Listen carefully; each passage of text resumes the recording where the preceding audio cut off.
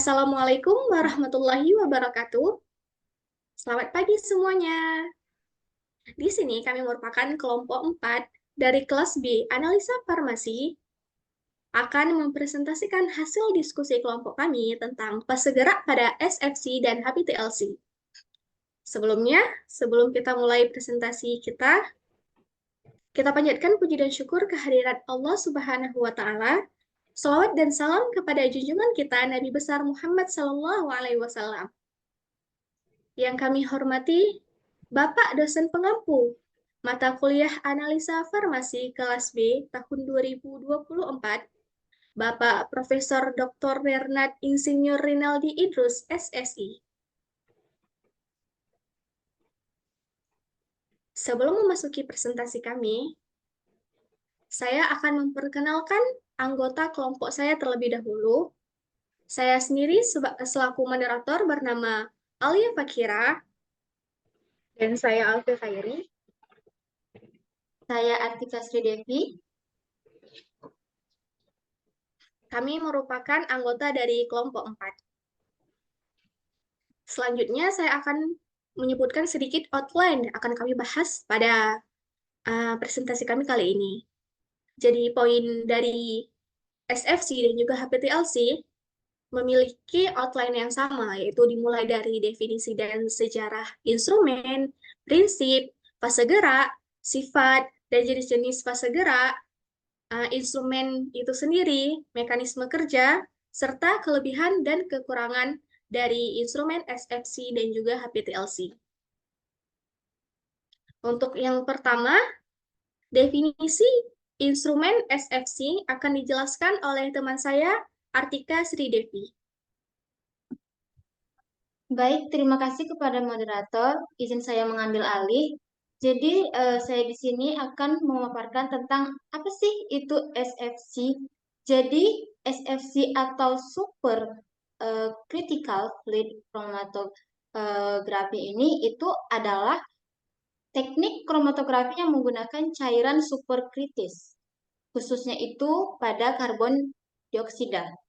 Karbon dioksida ini dia sebagai fase gerak. Jadi, cairan superkritis itu adalah zat yang berada di atas suhu dan tekanan kritisnya, sehingga memiliki sifat antara gas dan cair. Untuk karbon dioksida sendiri itu kondisi superkritis dicapai pada suhu di atas 31,1 derajat Celcius dan dengan tekanan di atas 73,8 bar. Cairan superkritis karbon dioksida ini memiliki sifat difusisitas tinggi, seperti gas dan kepadatan seperti cairan, yang membuatnya sangat efektif sebagai fase gerak dalam kromatografi. Kemudian untuk prinsip kerja SFC ini sendiri itu dia dengan High Performance Liquid Chromatography atau HPLC, di mana sampel yang akan dianalisis itu disuntikkan ke dalam kolom yang diisi fase diam. Fase gerak itu berupa cairan superkritis. Kemudian, cairan tersebut itu mengalir melalui kolom. Dia membawa komponen-komponen sampel melewati fase diam. Kemudian interaksi ini dia tuh antara komponen sampel dengan fase diam dan fase gerak menyebabkan pemisahan komponen berdasarkan sifat kimia. Kemudian FFC ini itu dia dilakukan dengan tekanan tinggi ya. Dia memungkinkan untuk pemisahan yang efisien dan cepat. Karena menggunakan cairan yang super kritis. SFC ini tuh sangat efektif untuk pemisahan senyawa yang sulit dipisahkan dengan contohnya itu metode cair konvensional. Kemudian metode ini juga itu dia tuh untuk senyawa yang labil termal karena suhu operasinya tuh yang lebih rendah dibandingkan dengan GC, gizi atau kromatografi gas. Selain itu, SFC ini itu dia sangat efektif ya untuk pemisahan kiral yang memisahkan senyawa yang merupakan cermin satu sama lain atau enantiomer. Baik, selanjutnya untuk sejarah FFC ini sendiri itu dia dimulai dari penemuan fluida superkritis oleh Baron Garnier di Latour pada tahun 1879. Beliau ini dia itu adalah ilmuwan yang pertama mengamati bahwa suatu cairan itu dapat mencapai keadaan superkritis, yaitu keadaan di mana zat memiliki sifat antara cairan dan gas ketika berada di atas titik kritis suhu dan tekanan tertentu. Kemudian pada tahun ini juga dia tuh mendemonstrasi kekuatan dari si pelarut dari fluida superkritis, khususnya itu pada etanol superkritis. Jadi mereka itu menunjukkan bahwa fluida itu dalam kondisi superkritis memiliki kemampuan untuk melarutkan zat dengan efisien yang tinggi dibandingkan dengan kondisi cair atau gas biasa.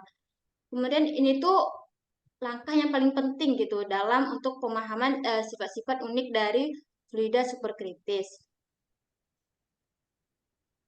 Kemudian selanjutnya, jadi prinsip dari SFC ini itu sendiri itu dia merupakan perbedaan komponen di antara dua fasa dengan menggunakan fluida superkritis sebagai fasa gerak yang sudah saya jelaskan sebelumnya. Kemudian dia ini tuh biasanya fasa gerak itu dipompa, kemudian dia dicampurkan dengan ke dalam suntikan aliran fasa gerak dan dibawa ke kolom. Kemudian pemisahan SFC ini itu sendiri itu didasarkan tekanan dan suhu dalam oven harus dioperasikan di atas tekanan yang tinggi dan suhu kritis. Dan suhu tinggi kritis fasa gerak agar mencapai keadaan fluida kritis, seperti yang sudah saya jelaskan sebelumnya. Kemudian untuk komponen-komponennya itu telah dipisahkan berdasarkan perbedaan waktu retensi. Jadi di ini tuh biasanya komponennya tuh meninggalkan kolom terdeteksi oleh detektor direkam sebagai kromatograf. Oke, selanjutnya.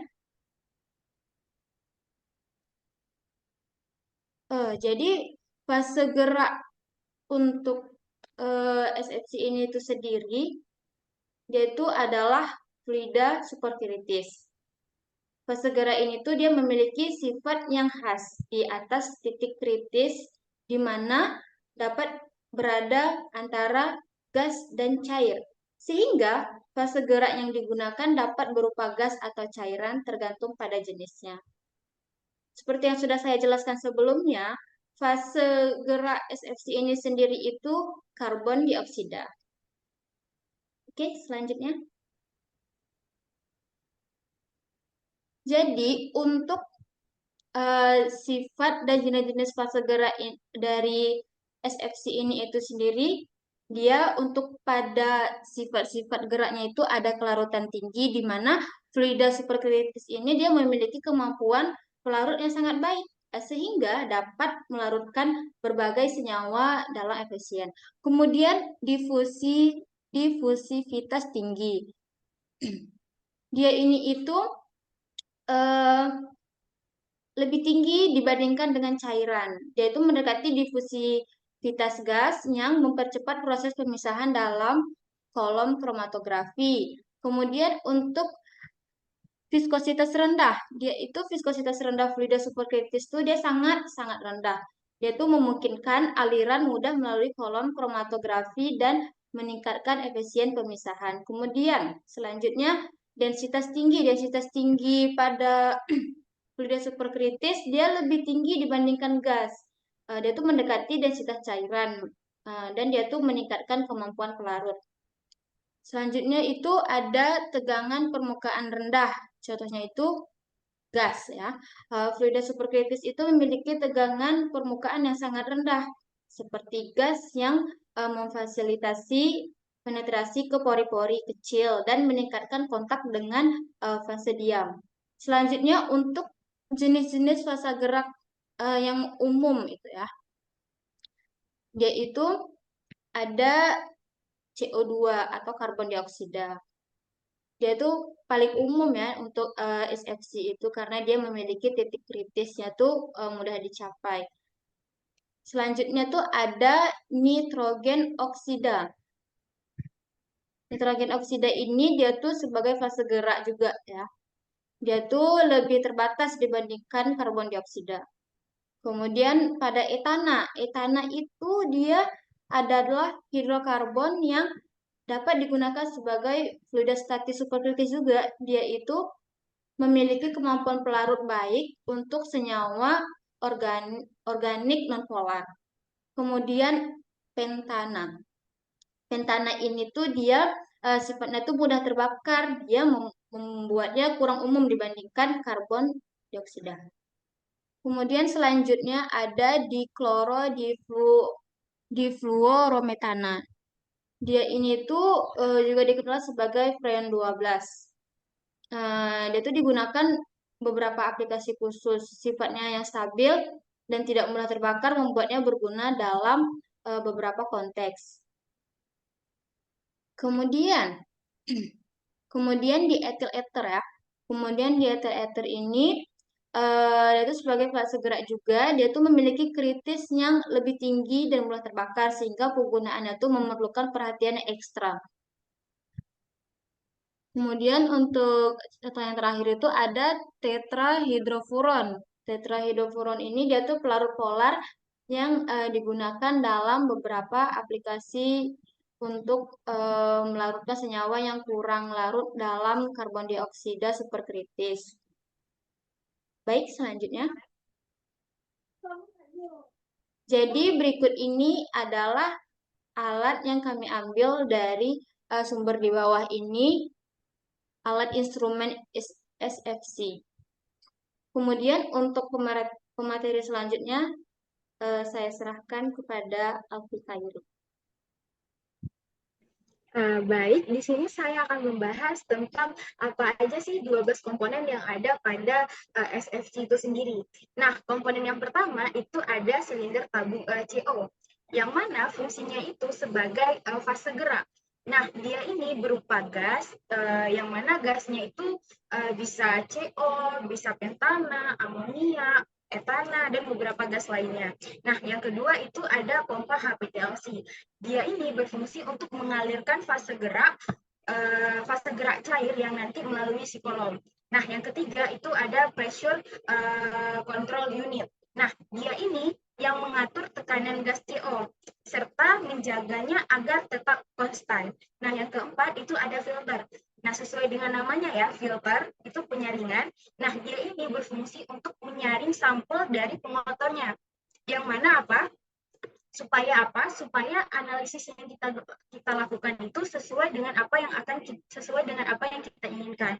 Nah, yang kelima itu ada manometer. Nah, manometer ini untuk melihat seberapa besar sih aliran dari si fase gerak tadi. Nah, yang keenam itu ada tombol on off valve. Nah, fungsinya itu untuk mengatur aliran agar tetap konstan. Nah, selanjutnya itu ada valve injection valve. Nah, dia ini untuk menginjeksi sampel dalam aliran fase gerak yang nantinya akan dibawa ke kolom. Sedangkan kolom itu sendiri, dia itu merupakan fase diam yang nantinya akan dilewati oleh fase gerak sambil membawa si sampel. Nah, yang kesembilan itu ada retiktor yang dia ini merupakan tipe pengontrol yang bentuknya itu klep. Yang selanjutnya ada detektor. Nah, detektor ini yang nantinya akan mendeteksi komponen-komponen yang keluar dari kolom. Nah, yang ke-11 itu ada PC. PC-nya di sini adalah kita bisa bilang dia sebagai recorder ya, yang mana dia ini yang mengubah sinyal-sinyal dari detektor tadi menjadi dalam bentuk kromatogram. Nah, yang terakhir kita tiba nih di penghujung komponennya yaitu plotter. Nah, plotter itu sendiri kita bisa sampaikan atau bisa katakan dia sebagai printer, yang mana dia itu yang nantinya akan mengeluarkan plot, yang mengeluarkan kertas yang berupa sesuai dengan plot gitu. Nah, selanjutnya Nah, selanjutnya di sini ada mekanisme dari SFC itu sendiri, mekanisme kerjanya ya. Nah, SFC itu sendiri merupakan gabungan GC dan HPTLC dalam hal pompa dan oven kolom. Nah, untuk yang pertama, fase geraknya itu dipompa, kemudian cuplikan berupa campuran itu disuntikkan ke dalam aliran fase gerak, dibawa ke kolom yang terdapat di dalam oven. Nah, tekanan yang di dalam oven itu sendiri, tekanan dan suhu di dalam oven itu sendiri harus dioperasikan sesuai dengan dioperasikan di atas tekanan dan suhu kritis fase gerak. Agar apa? Agar mencapai keadaan fluida superkritis. Nah, yang ketiga itu ada komponen-komponen cuplikan dapat dipisahkan berdasarkan perbedaan waktu retensi. Nah, yang keempat itu setiap komponen yang meninggalkan kolom terdeteksi oleh detektor kemudian direkam sebagai kromatogram. Selanjutnya di sini ada kelebihan dan kekurangan dari SFC itu sendiri. Nah, untuk kelebihannya itu, dia itu sistem pendeteksi yang sering diterapkan dalam kromatografi gas, yaitu FID. Kemudian dia itu memberikan kita kemudahan dalam menganalisis senyawa yang rentan terhadap perubahan suhu. Nah, yang selanjutnya dia itu merupakan pemisahan yang lebih efisien dan memungkinkan analisis yang lebih cepat. Sedangkan untuk kelemahannya itu sendiri atau kekurangannya itu sendiri, dia itu merupakan pompa dalam sistem SFC yang harus dilengkapi dengan unit pendingin. Agar apa? Agar menghasilkan CO2 itu dalam bentuk yang cair. Nah, yang kedua itu detektor UV-nya itu harus beroperasi di bawah tekanan tertentu. Nah, selain dua poin kekurangan yang saya sebutkan tadi, ada dua lagi poin kekurangan tambahan, yaitu SFC itu merupakan instrumen terbaru sehingga belum banyak yang diterapkan, atau bisa kita bilang dia itu termasuk dalam kategori yang cukup mahal. Yang selanjutnya dia itu tidak mampu dalam menganalisis senyawa ionik moderat atau senyawa yang sangat polar.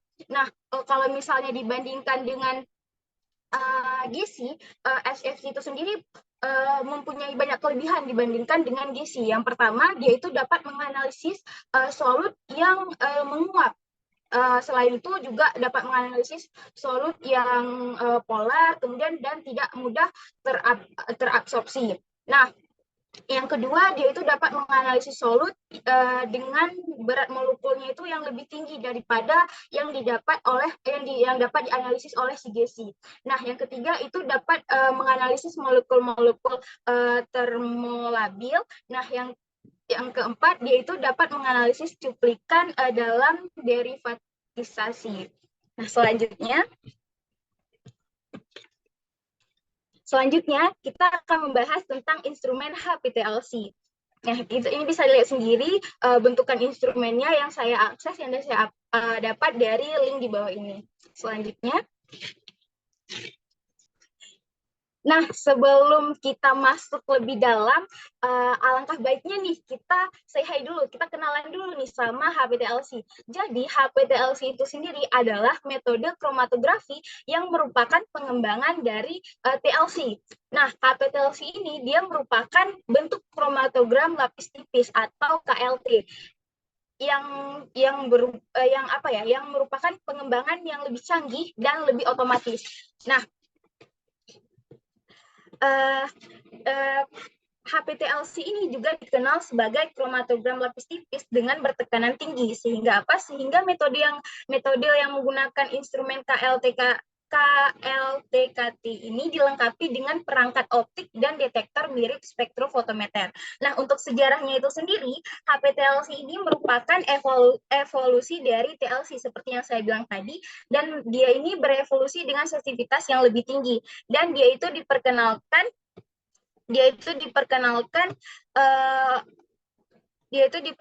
pada tahun 1980-an. Selanjutnya, nah, di sini ada prinsip kerja dari HPTLC itu sendiri. Nah, dia ini merupakan sebuah instrumen yang memisahkan sampel berdasarkan perbedaan kepolaran antara sampel dengan pelarut yang digunakan. Nah, pemisahannya ini menggunakan dua fase. Yang pertama yaitu fase gerak dan fase diam. Nah, yang fase diamnya ini biasanya digunakan itu berupa silika gel. Sedangkan fase geraknya itu berupa toluen atau campuran pelarut organik, yang mana fase geraknya ini nanti akan melewati fase diam melalui dinding kapiler. Nah, HPTLC ini dia memiliki kemampuan reliability, kemudian dia itu reproducibility, kemudian itu dia lebih simplicity, kemudian kecepatan serta pelarutnya yang digunakan itu biasanya dalam jumlah yang minimum. Namun waktu analisis yang diperlukannya itu lebih cepat atau sangat cepat. Nah, inilah yang nanti akan menjadi poin plus dari HPTLC ini, yang mana nantinya akan dibahas lagi lebih dalam oleh teman saya Alia Fakira. Baik, selanjutnya saya akan membahas tentang fase gerak pada HPTLC. Jadi, fase gerak ataupun dikenal dengan mobile phase pada HPTLC merupakan cairan atau pelarut yang membawa komponen menuju detektor. Fase gerak pada HPTLC berbeda dengan SFC ataupun GC. Pada GC, fase geraknya berupa gas. Pada SFC, fase geraknya bisa berupa cairan ataupun gas. Sedangkan pada HPTLC ini, fase geraknya harus berupa cairan. Boleh merupakan cairan tunggal ataupun campuran dari cairan-cairan ataupun pelarut yang ingin digunakan. Nah, fase gerak ini akan membawa komponen yang ingin dipisahkan menuju detektor. Fase gerak ini bergantung pada absorptivitas fase diam dan juga komposisi senyawa yang diteliti. Ada beberapa karakteristik fase gerak pada HPTLC, yaitu tingkat polaritas, kekuatan elusi, dan juga selektivitasnya. Polaritas fase gerak harus berbeda dengan senyawa yang akan dipisahkan. Senyawa yang lebih polar akan bergerak lebih lambat pada plat dengan fase gerak yang kurang polar. Begitu juga sebaliknya. Dan juga fase gerak ini harus memiliki kekuatan elusi yang cukup untuk memisahkan senyawa-senyawa yang terdapat dalam sampel yang ingin dipisahkan. Dan juga fase gerak ini harus mempunyai sifat yang selektif. Dan untuk menambah selektivitas dapat ditambahkan modifier seperti asam ataupun basa.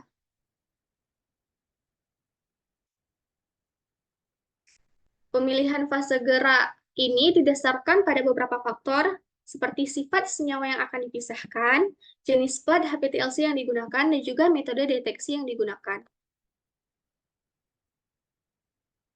Selanjutnya adalah sifat dan juga contoh fase gerak pada HPTLC. Sifat-sifat fase gerak di sini meliputi kemurnian yang tinggi, daya elusi yang cukup, sifat reproduksibilitas dalam hasil kromatografi, dan juga persiapan sampel yang mudah.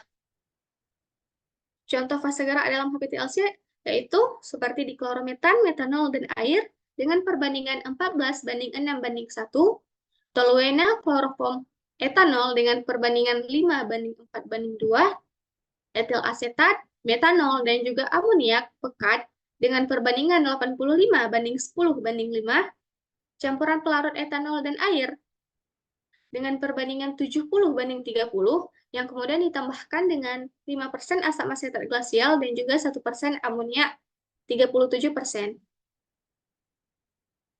Selanjutnya, kita akan masuk ke instrumen HPTLC dan juga mekanisme kerjanya. Jadi di sini, di sebelah kiri, pada sisi kiri ini merupakan contoh instrumen HPTLC. Ini merupakan contoh instrumen HPTLC dalam beberapa bentuk yang sedikit berbeda, tetapi mekanisme kerjanya tetap sama.